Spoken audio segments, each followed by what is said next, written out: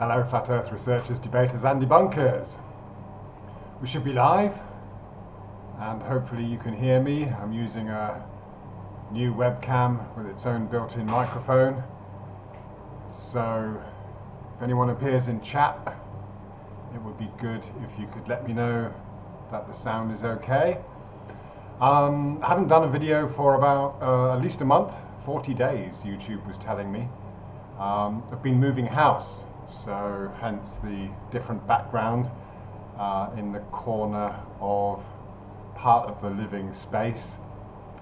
So I'm adapting to having my kind of workspace and office space in the family environment. We've kind of moved to a smaller place, and we're still in the process of moving. 1 or 2 days left, and I've got I'm sure it's a lot cheaper to move house here in Thailand than it is in somewhere like the UK, where I know removal costs can be extortionate, but nevertheless it has been a very expensive and very tiring procedure. Obviously a lot of back and forth on our own. Just moved up the road really, but to hopefully a better place. So let me know if you are here and in chat. Oh, Liz, hello there.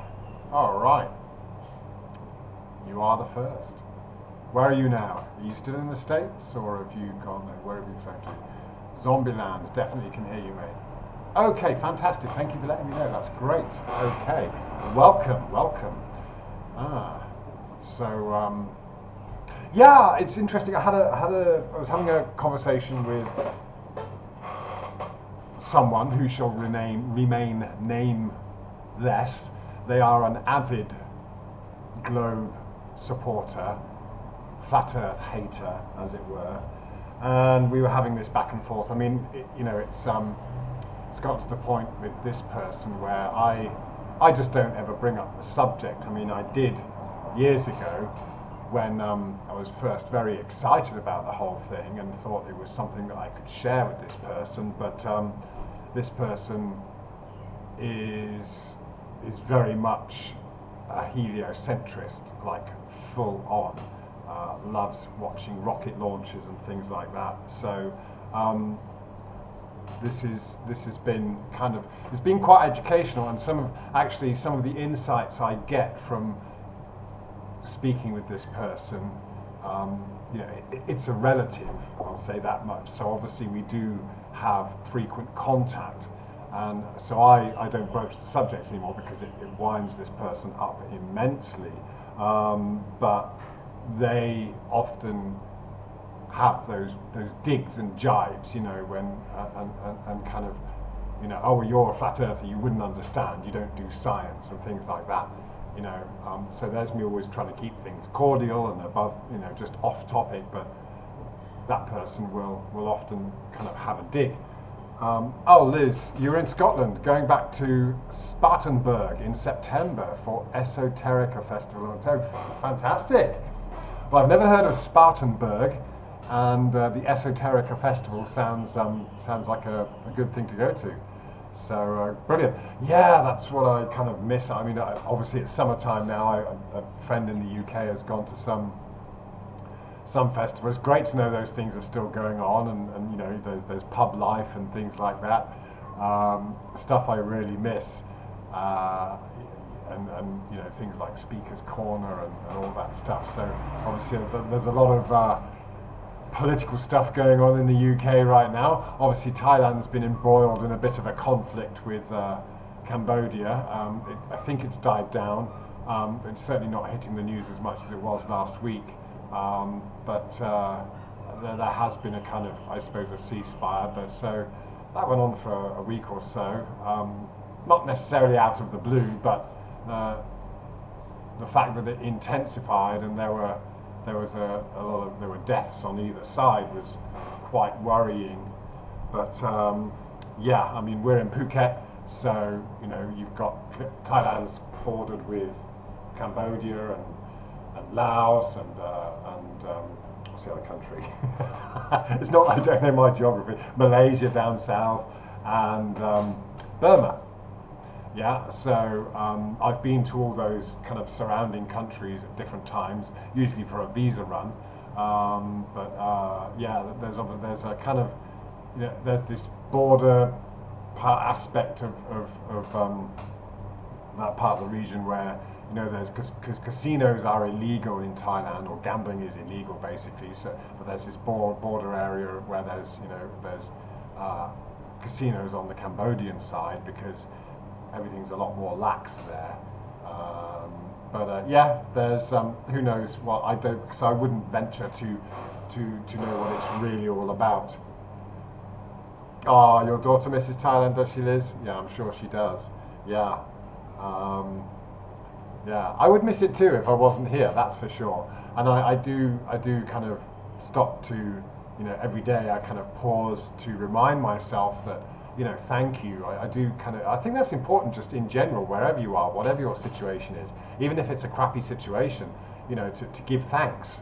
Thanks for being alive. I kind of tried to get into the habit of doing it when I wake up. Okay, thank you, I've got another day on this earth. And you know what? It's amazing. Isn't it amazing? Sometimes you have a day or a week where so much happens, so much changes, and you had no idea what was going to happen when you woke up.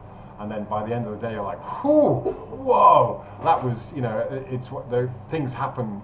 You meet people, situations arise, where you realize that there's magic going on. There's a whole thing going on. There's this intelligence guiding things. There's so much going on behind the scenes, right? And I think essentially that's what it is with a truth seeker, with a flat earther, or whatever, someone who questions reality.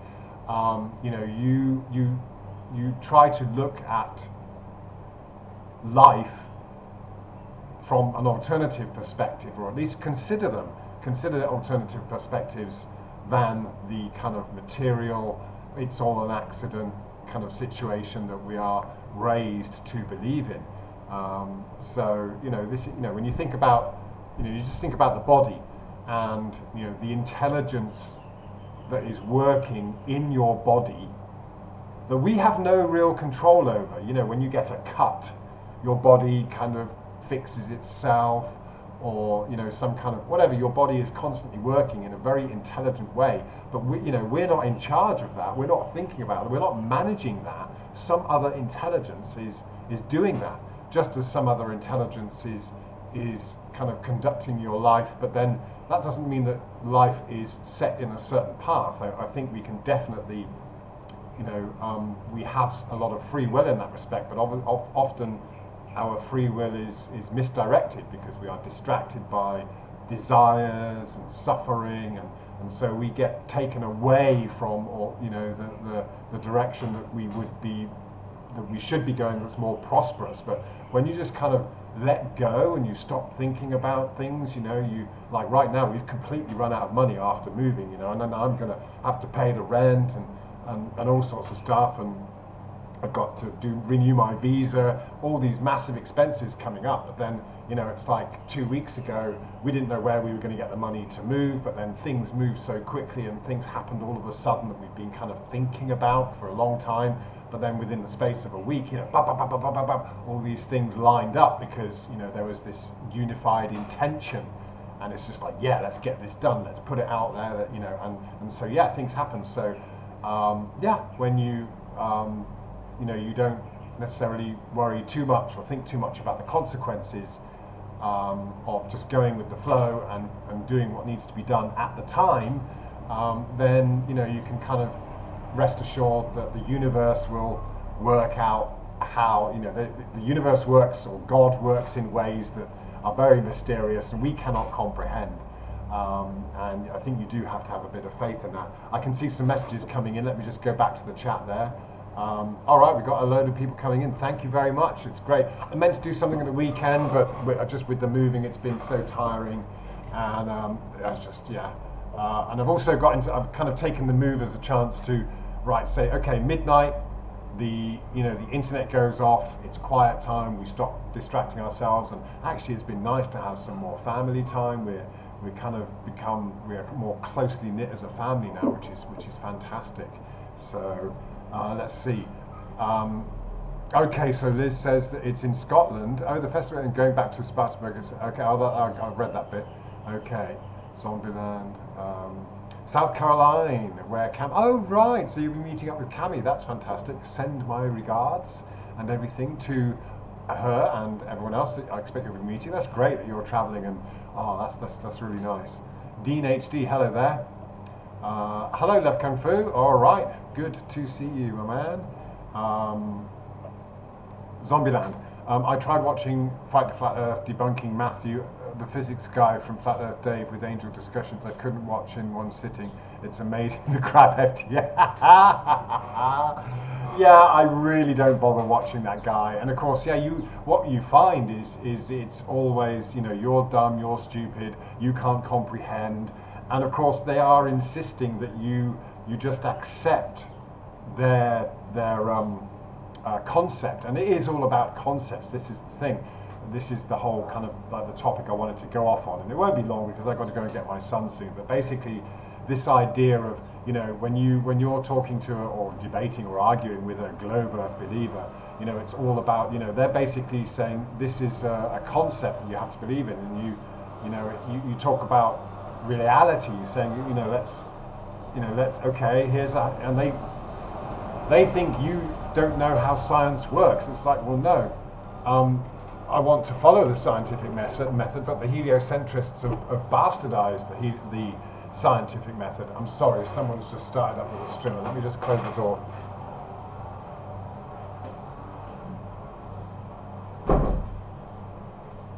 It's going to create a bit of darkness. It's going to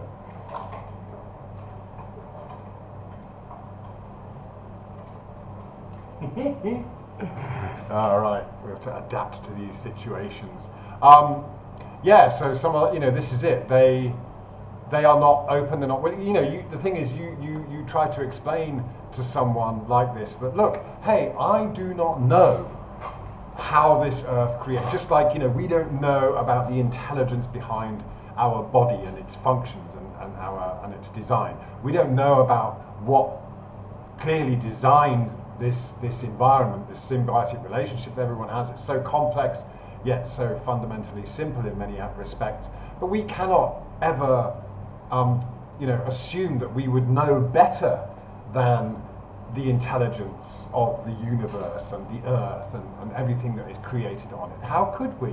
Yeah, but there we have these anti-flat earthers that assume that they've got it all sussed, and because they're just parroting what these explanations that go with a concept, and they think that you are just not smart enough to grasp the concept.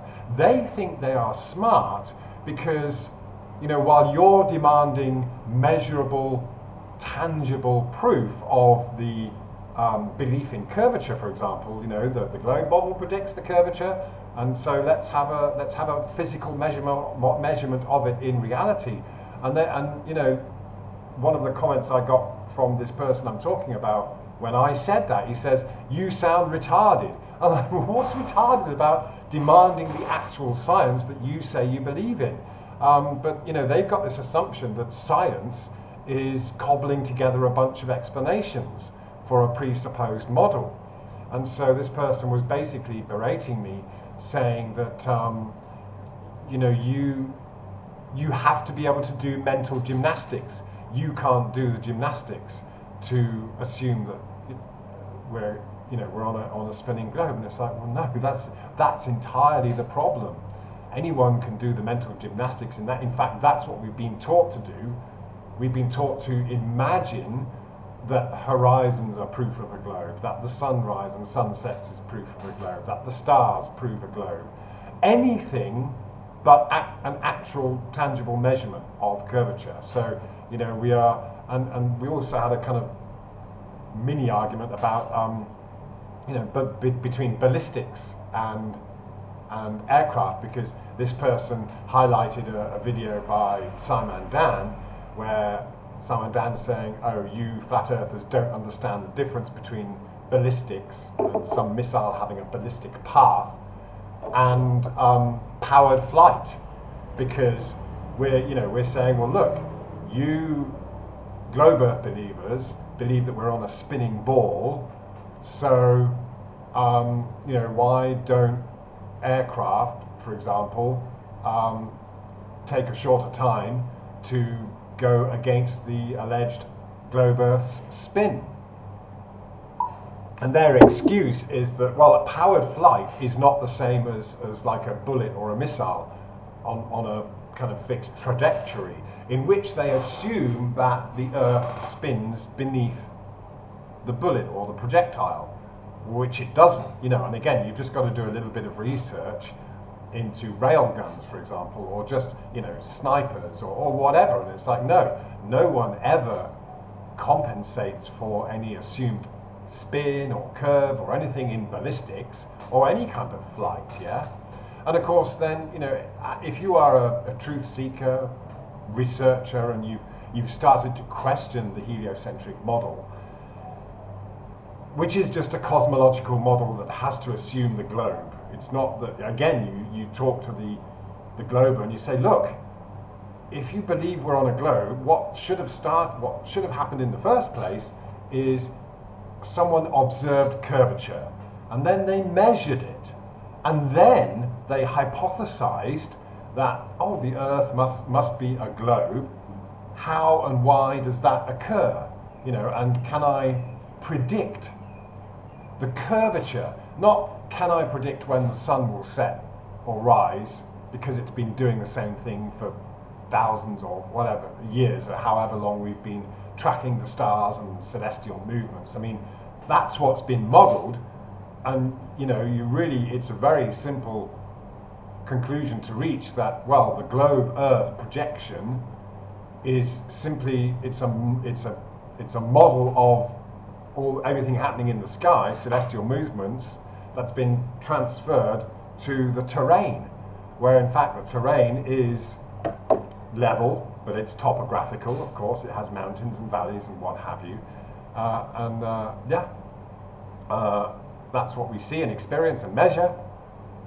But the globe earther thinks he or she is smart because they can ignore that, and they can jump out of reality and into this cosmological model of planets going around the sun, and assuming, because we've been told, that the Earth is another planet, and voila, that's a sign of being clever, because we're not actually experiencing it in our reality, we're not measuring it in our reality, we're not seeing anything that would actually give us any kind of clue that we live on a globe. But we've just been given concepts and a bunch of explanations, again, horizons. It's like, well, no, you look at horizons and they're not proof of anything really, except to say that we see a horizon in just the same way as we see a corridor or rail tracks, and we see perspective at play. And then you can realize that, well, that's exactly what we expect to see across a level surface with a kind of parallel sky as well that appears to converge. So why would you assume that it's an edge of curvature? I mean, it's ridiculous, yeah? So I got distracted there. Let me just quickly go on. Okay, I'm glad I'm relieving your boredom, Liz. Okay. Yeah, I'm bored. Tune into Nick. Ian, hello. Things are good here, Liz. Okay, but better than 10 feet of snow. Oh, my goodness. My garden is doing well. Okay, all right. Music Realm, hello. Brendan, good to see you, man. Thank you. Go and check out Music Realm's video of him restoring a violin. It's wonderful. And actually, like as I was saying, when you did play those few notes, it's like, wow, what a fantastic sound. It really sounded just old, but in a good way,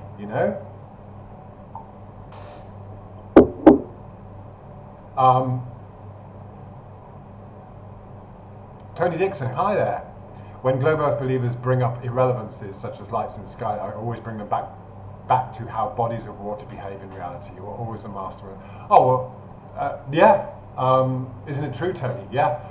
But this is it. The Glober finds that they're like, what? And because it's so simple. It's funny, isn't it? Because it is so simple. It took us. I'm sure it's similar for a lot of you. When you first approach this questioning the globe thing, you're going through all this myriad of explanations, and like whether it's the Polaris and the horizons and the physics and gravity. That's another one. Things falling down, and you spend ages and ages thinking about how gravity might or might not work, or alternatives to the thing that we've been taught.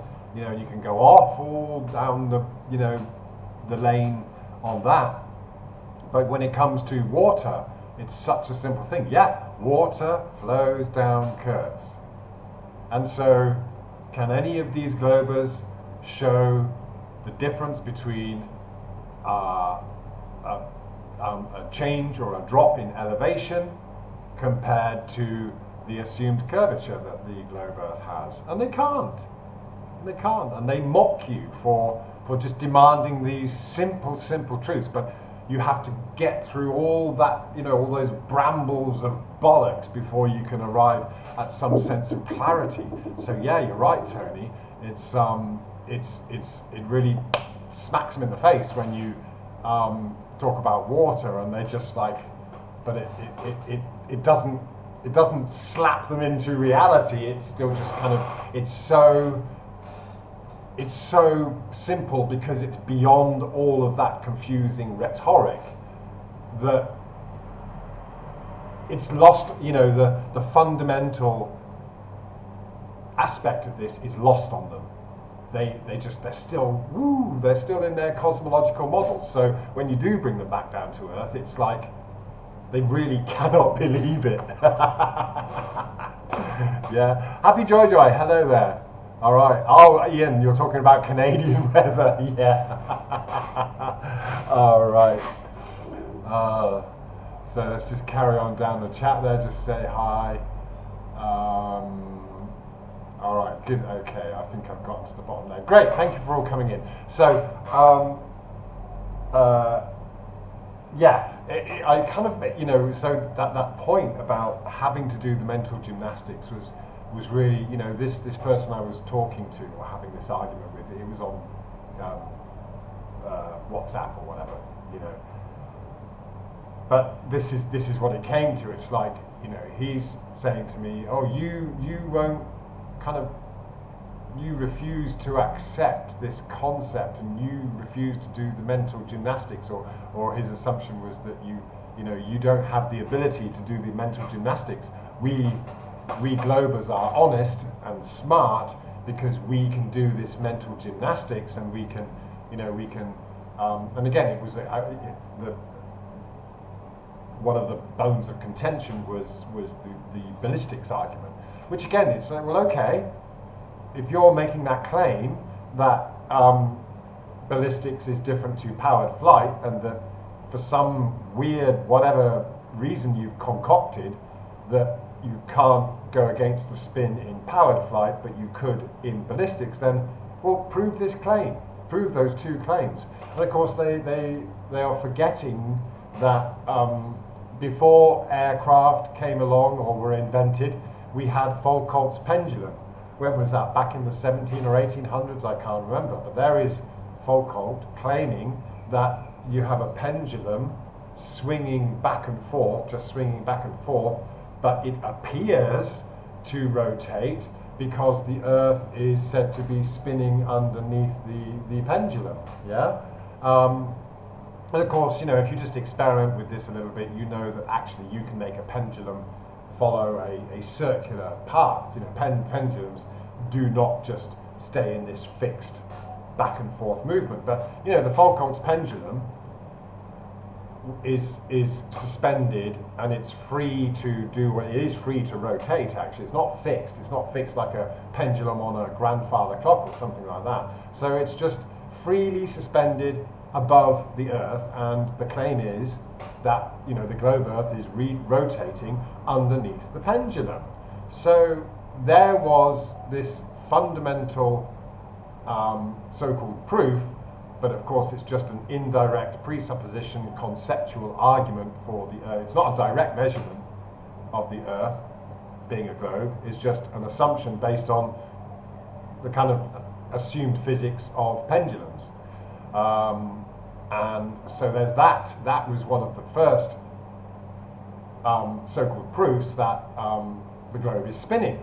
So of course you take that, you take that globe argument and you apply it to modern day aircraft, whether it's helicopters, rockets, bullets out of a gun, missiles, or jet fighters, or whatever, and you say, well look, okay, you globers are saying, and you're agreeing, you're going along with this historical proof, so-called, that the globe Earth rotates under Foucault's pendulum and it's freely suspended. So naturally, that is why we ask this, what is said to be a stupid question: why don't aircraft that are powered to fly in any direction against or with the spin of the Earth, why don't they?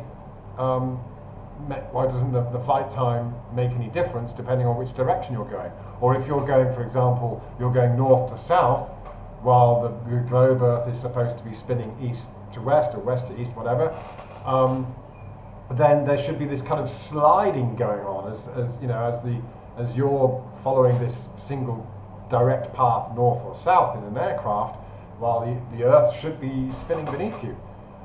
And then, but the Earth is, the atmosphere is stuck to the globe. This kind of compartmentalized explanation. Again, there's no intelligence, there's no thought process going on when you're coming up with compartmentalized arguments. And that, again, that's the thing with a researcher, with a truth seeker, is you look at these things. So, okay, Foucault's claiming this, and then you're claiming that about ballistics, or the difference between ballistics and rockets, and then you're claiming,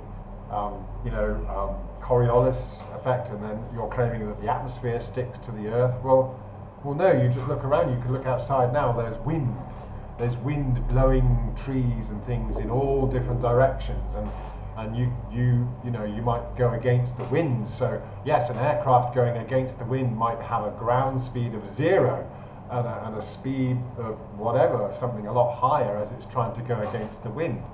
But never in any kind of aviation is a globe Earth accounted for. So no, when someone comes up with an argument that the atmosphere sticks to the Earth, that's totally, blatantly false and ignoring reality, isn't it? Yeah. Again, they're just relying on believing in concepts, and they're all compartmentalized. These people do not, unfortunately for them, not us, do not have the intelligence, or maybe they do have the intelligence, but they don't have the intellectual honesty to say, okay, yeah, actually you're right. If I adhere to the Foucault's pendulum proof, then I must also assume that is happening with all other types of flight, or anything suspended above the Earth, or freestanding and free from the Earth's grip. Yeah. And same with gravity. Again, your average glober will assume that just because you can measure and maybe predict how fast or how long something will take to fall to the Earth, that's proof of a globe. And because they've been able to follow this illogical process and a bunch of assumptions, again with a presupposed model, that you can assume that masses are attracted to the center of a globe Earth. All right. Okay. Yeah. So, yeah. Harmon Walker, hello. Thank you for popping in. Oh yeah, Liz, you were hi. Uncommon Sense. Good to see you, man. Lizzie I. Maiden says, I was lying over the plane seats and immediately felt the difference when the plane climbed 3,000 feet. Yeah, you do. You do feel the difference, yeah. Your Uncommon Sense. The globe is the mental prison that facilitates the dent slavery system that is completely the same as the rest. Absolutely, man. Yeah.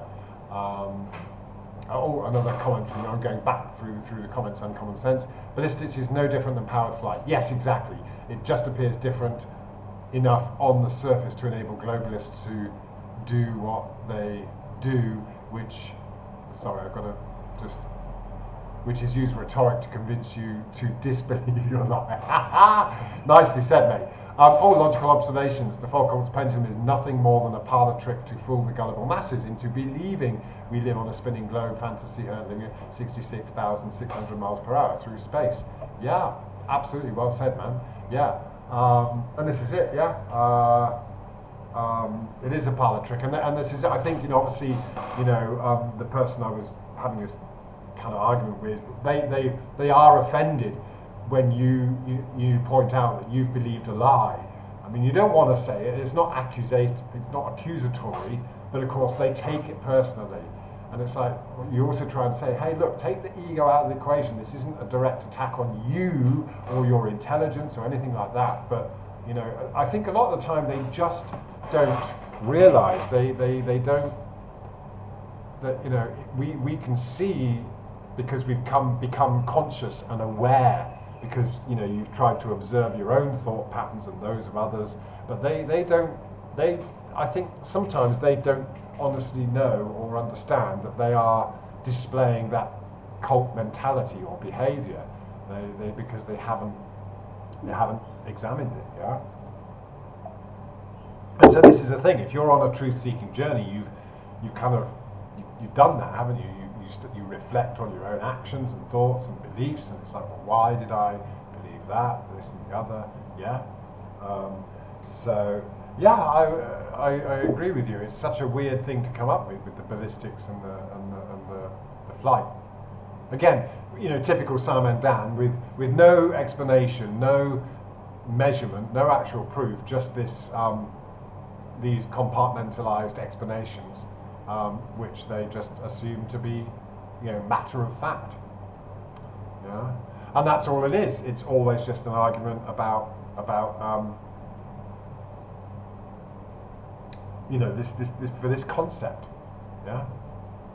So, but we see that across the board with anything. It doesn't. This is it. It doesn't matter whether you're talking about politics or even just some particular topic.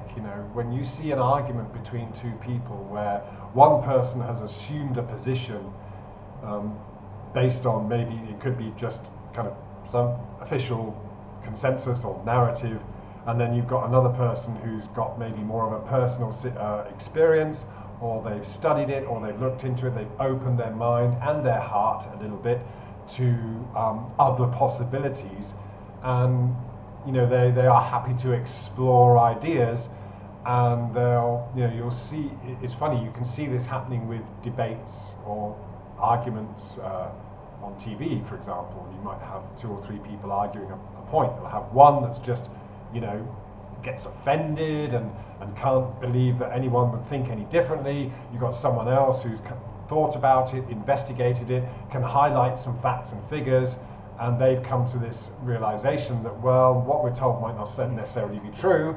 and then away you go. It could be something, it could be the tiniest topic, whether it's, cycling in London or how to bake a cake properly or something like that. People get so attached to these things that you can see this across the board. So when it comes to flat Earth or kind of talking about the very thing that pertains to our existence, then things can become very heated indeed. Yeah. I hope I'm not missing any chats there. Sorry about that.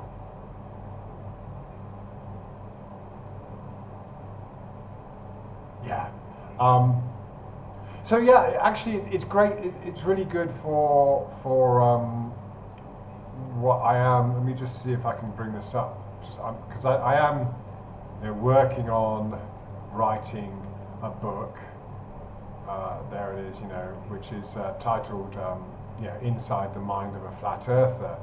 And so, to me, I'm approaching this. I'm hoping what I can do here is at least explain the thought process that happened. Obviously, from a kind of, it's not about me per se, but at least it's from that perspective of someone who's who's started to question. So I want to talk about those emotional aspects, and so I'm kind of starting it at the moment with these talking about discerning between knowledge and belief, and I've got a few quotes here which I think are relevant, and then I kind of reflect on a childhood lesson when I kind of started to, at a very early age, how I realized that people can be so easily misled and fooled by things, and then talking about some of the psychology. But a lot of this, I think, is again it's kind of grabbing maybe quotes from people or information from other people from all walks of life that have experienced things. For example, I was listening to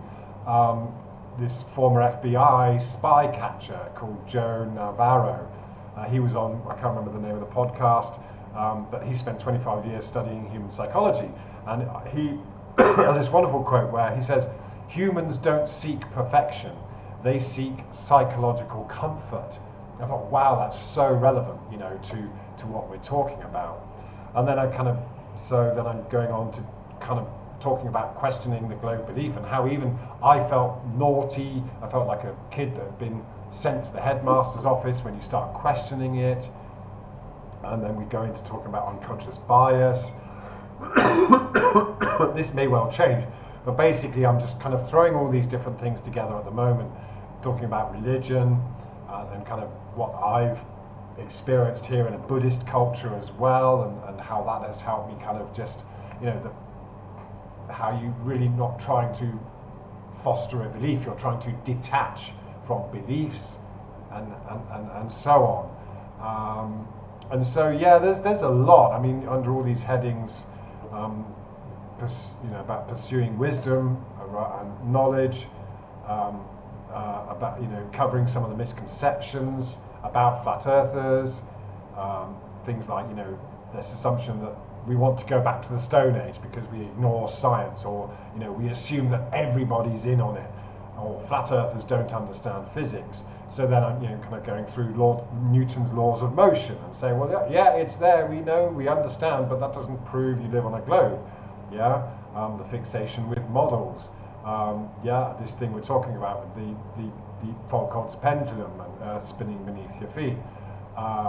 Putting these puzzle pieces together. The globe predictions, and this assumption that making predictions is part of the scientific method. What we do and don't know about the Earth and its place in space, or wherever it actually is. Going through the scientific method and how that's been twisted. And then giving a little bit of a history of the globe. So this again just showing and demonstrating that we understand how the globe came about, and it was all a bunch of assumptions and what have you. Talking about the lunar calendar, for example, and then navigation, and how we need to go back to basics.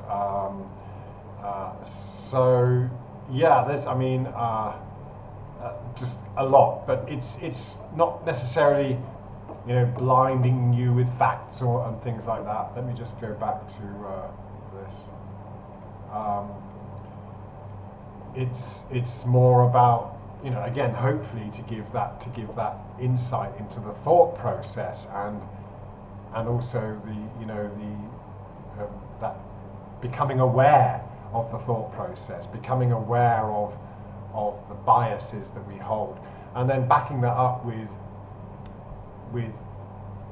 facts and figures or whatever it might be. Not necessarily about the science of it, but more about the science of the mind, I suppose, because really from my point of view, in a Buddhist country and culture, which is not necessarily Buddhist all the time and everywhere you go, it's not that, but obviously it's rooted in it, and of course that's always fascinated me. That's partly why I moved to Thailand, because I was fascinated with that aspect of the culture.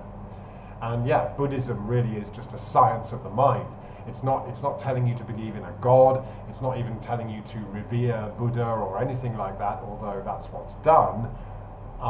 It really is about understanding the mind, and the monkey mind, and how it just distracts us and causes suffering, and how you can be free of that suffering. So really the overall mission has been to be free of those beliefs, to really understand. And even if you understand the concept of being free from suffering.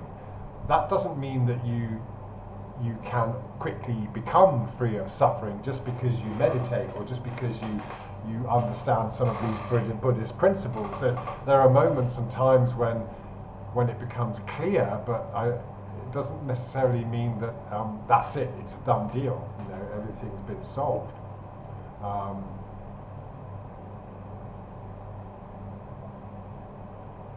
Let me just go back through the chat, making sure. Mint, hi Zeus Scott, nice to see you, man. All right. Okay. Oh, Tony, sorry, I missed that one. Tony Dixon says, it is near impossible to reason with intellectuals. Their intellectual ego will not allow you to go against their lifetime of brainwashing and beliefs they show no. Absolutely, yeah, very well said, Tony. Yeah, it's a shame, isn't it? It's frustrating because you don't want to score points. You're not trying to beat them or defeat them in any way. You just want them to defeat their ego and be free of that. Yeah, isn't it? You know, it's kind of like, yeah, hey, come on, man, lighten up, you know, and explore and appreciate the magic of this realm.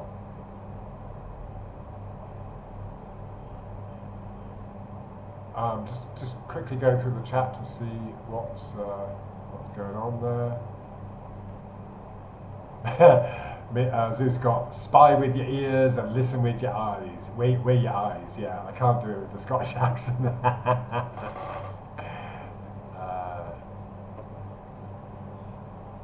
Yeah. Harmon Walker. Okay.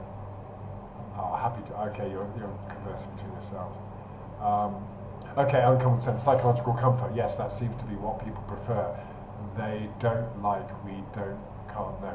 Yeah, isn't it? And that's the thing, though, isn't it? Because once you open that up to your, I don't know, I can't know, and I think it's important, especially when some of the, let's say, the well-known flat earthers are out there introducing people to flat earth. I think it's very important to say early on, hey, we do not know the limits or the dimensions of this place. It could be anything, but we are basically questioning it and understanding that as far as we can see and measure for now, it's a level plane. And it's interesting, isn't it? You know, if you go back to listen to David Icke, I mean, when he talked about the bloodlines and that, you know, one thing he mentioned was that these, I think whether it was after whether it was ancient Egypt or the Romans, I can't remember, back in history when major events happened, people from these bloodlines went off to other lands and kind of hid themselves away and regrouped and kind of started again. So, you know, there is this understanding with someone like David Icke who would always skirt around flat Earth, but basically he has this understanding that we've got a world.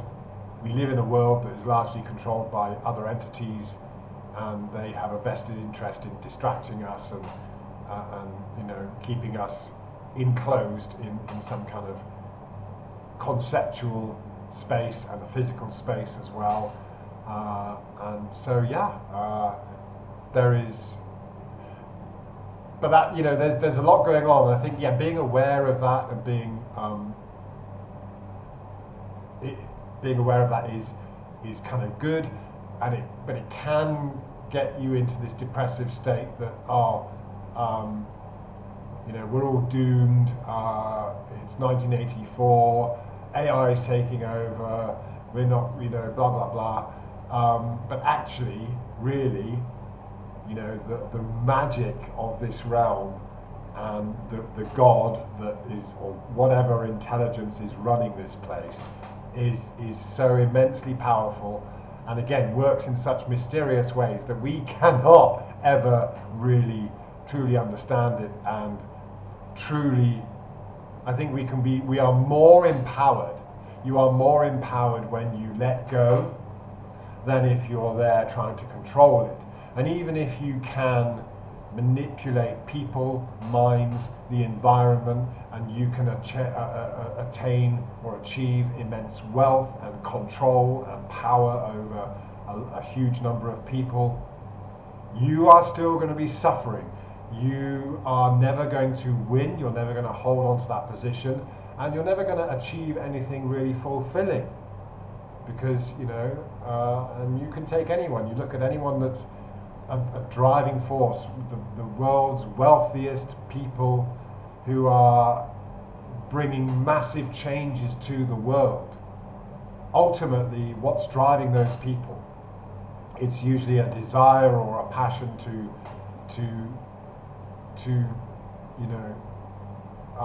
get off this rock. If you think about what Musk is trying to do, yeah. And someone put it someone made a good, in a kind of quick tweet or whatever, a good point that all these things that Musk is doing, for example, whether it's the rockets, the tunnels, the electric cars, and all these things, automation.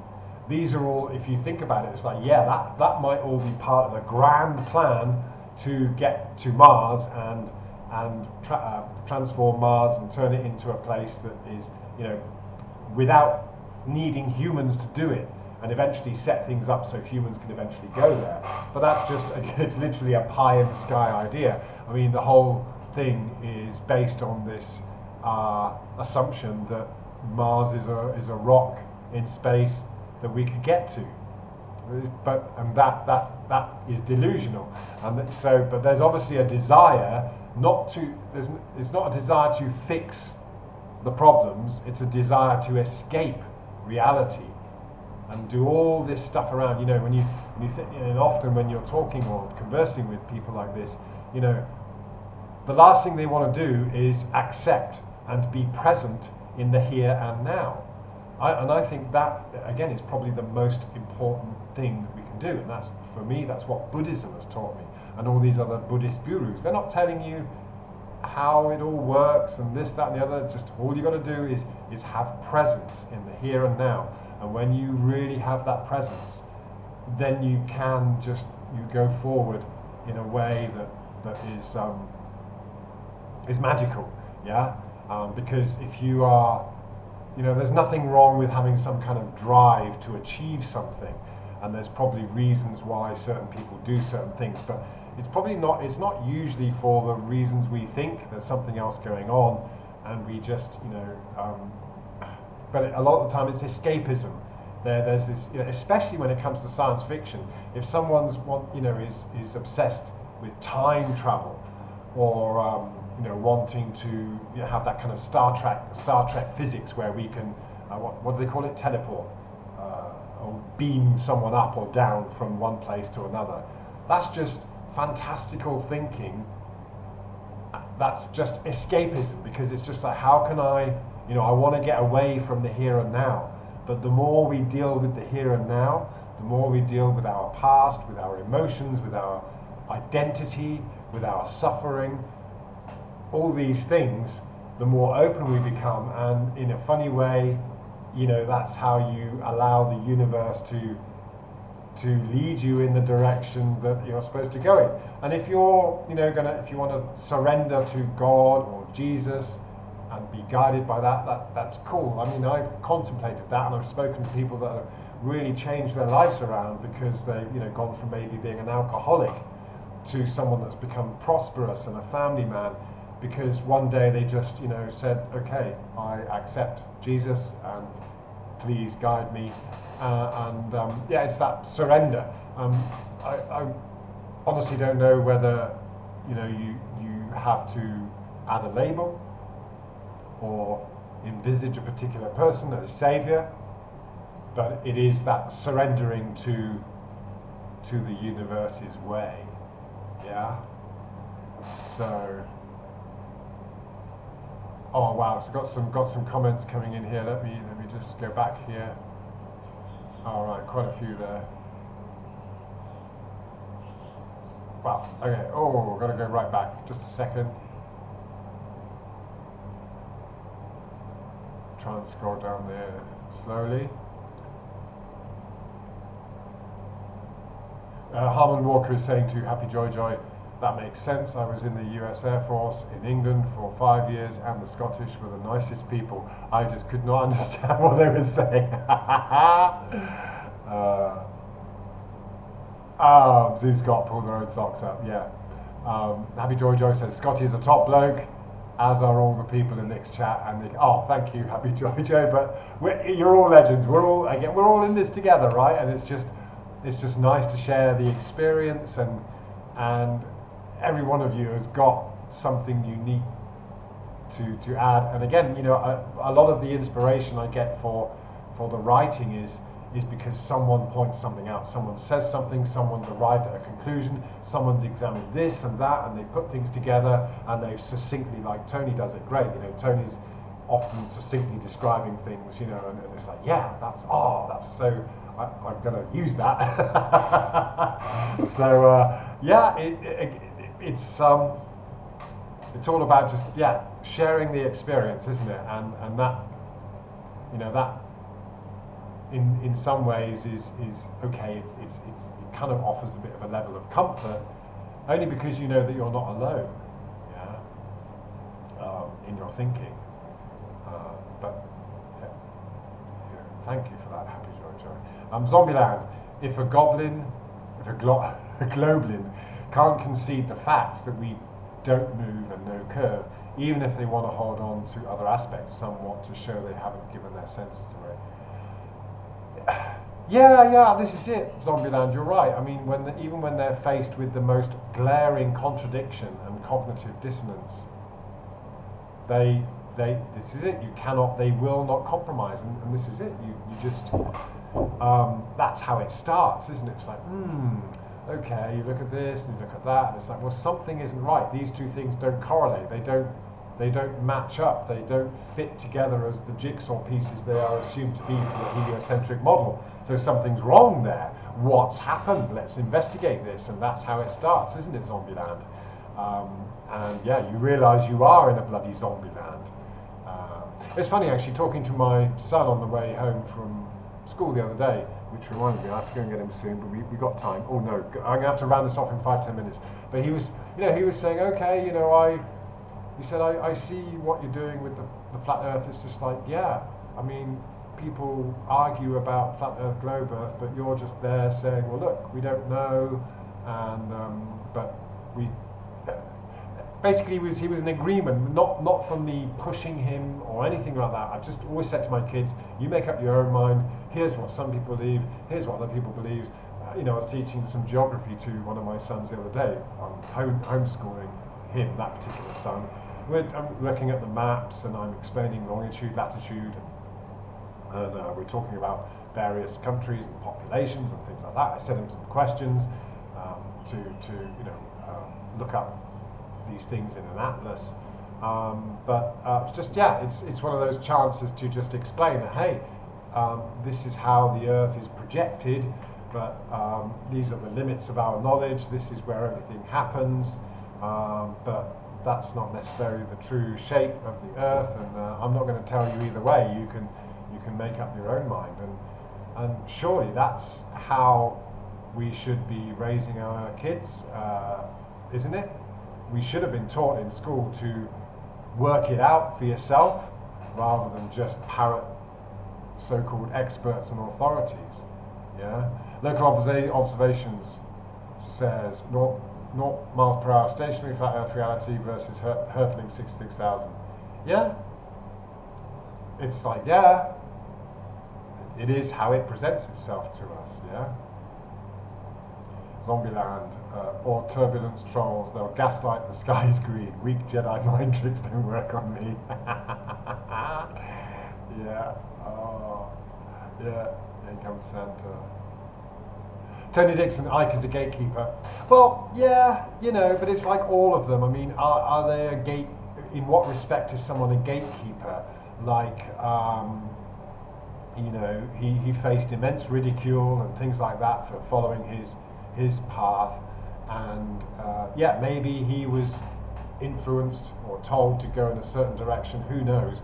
But I think a lot of people can become gatekeepers just because they swap or they've become so embroiled in a topic or a subject, and they've become invested in it, and that's formed an identity for them. And so, yeah, they won't discuss or go into new territories such as flat Earth. But I think, as with anyone, for example, even globies, or people propping up, the globe narrative, they might have some little nuggets of truth that they can impart that are, fine, okay, we can accept that as a truth, but it's just the rest of what you're saying, we can just discard that. So again, it's like buyer beware, isn't it? So yeah, not to disagree with you, Tony, but then again, I wouldn't know whether he or that for someone like David Icke is a gatekeeper. I mean, again, he's opened up these lines of exploration for a lot of people, and certainly has done a lot to expose some of these things that were hidden. But yes, that doesn't mean that you believe everything he says, and it doesn't mean that he isn't kind of taking people in a certain direction, but yeah.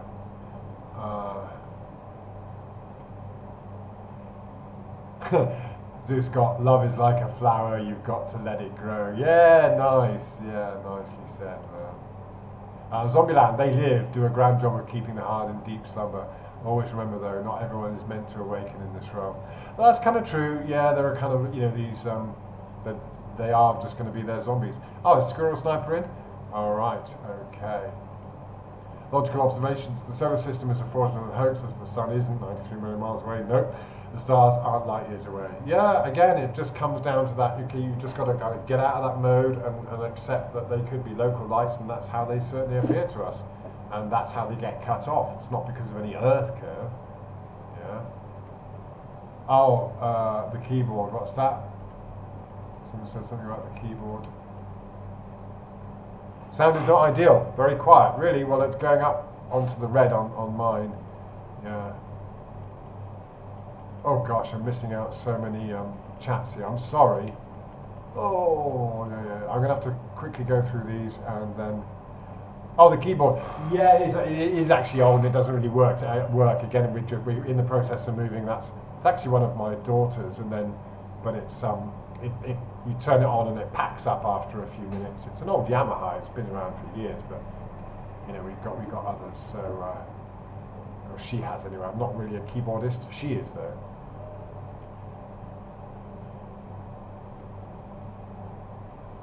Ah, Squirrel. There you go. Hi.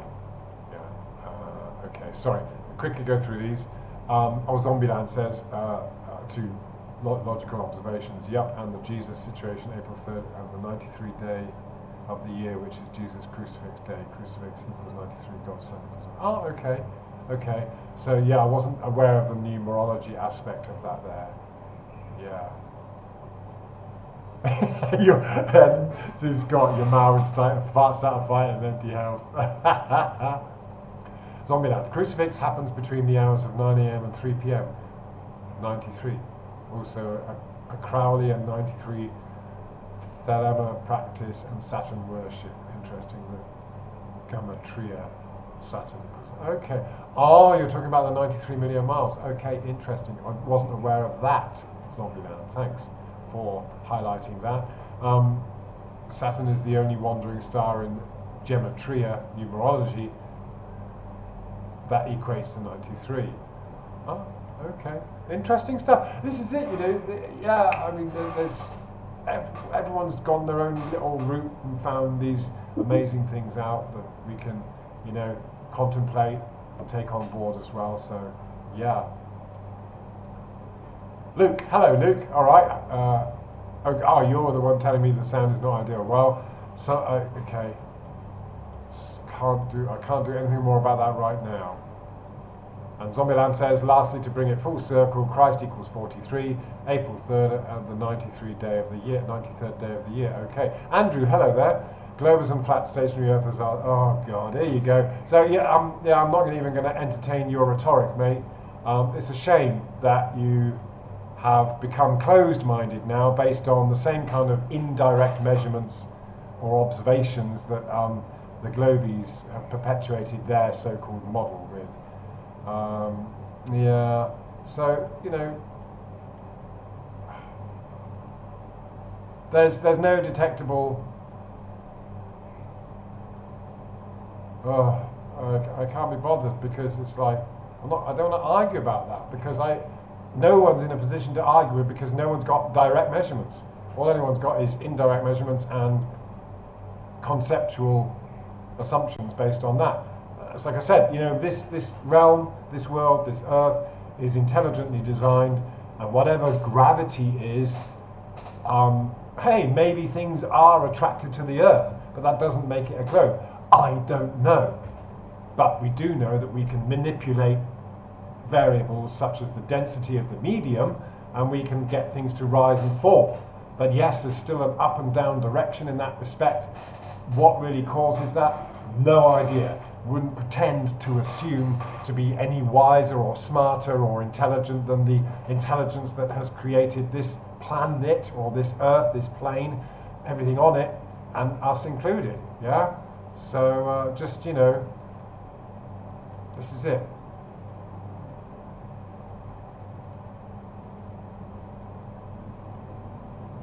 You know, there are no demonstrations that prove anything conclusively.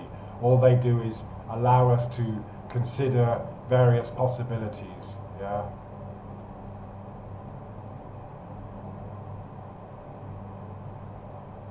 Yeah, good point, Tony. There is no argument, really. There is only one reality, no dichotomy. You agree on first principles, such as water always finds its level, then discuss after agreeing on that first principle. Yeah, that's fine, isn't it? It's like, okay, what can we actually demonstrate and measure, directly measure?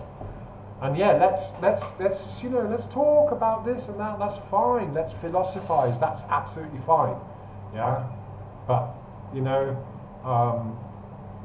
The physics of this realm is, it may be complex, it may be simple, but it's beyond our actual knowledge. Yeah, that's fine with me. Yeah, I don't feel the need to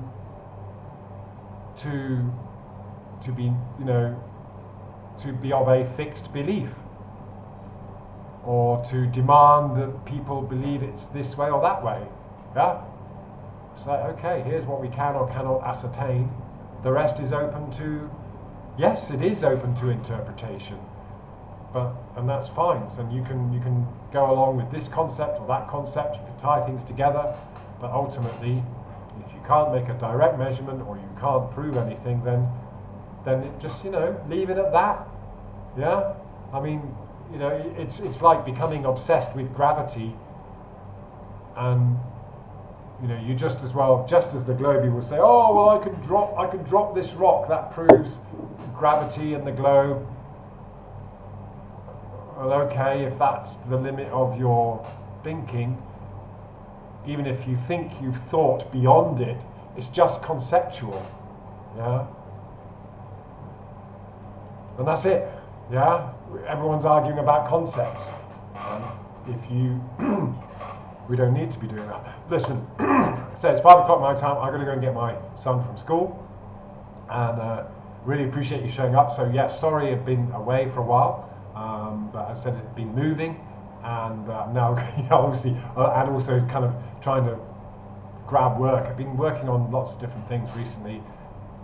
Helping editing books and things like that, websites. But yeah, I need to get some more projects on board, because the move has just, you know, but it's been good. It's been good to just clear out, get rid of a whole bunch of things, and yeah. So I'm going to just focus on the next couple of days finalising the move, and hopefully get back into more of a pattern, and continue with the book writing as well. So I do feel that's it is very important, but you know, it's nice because things come when they need to. It's like, there's something, someone says something, and it's like, okay, and that becomes a little nugget to add to the book. So at the moment the book is still kind of these little bits and pieces being put together, and the actual structure and flow of it will will come. So thank you, Zoo Scott, and thank you everyone. Yes, appreciate you coming in, and be good. We'll speak soon. Take care. Cheers.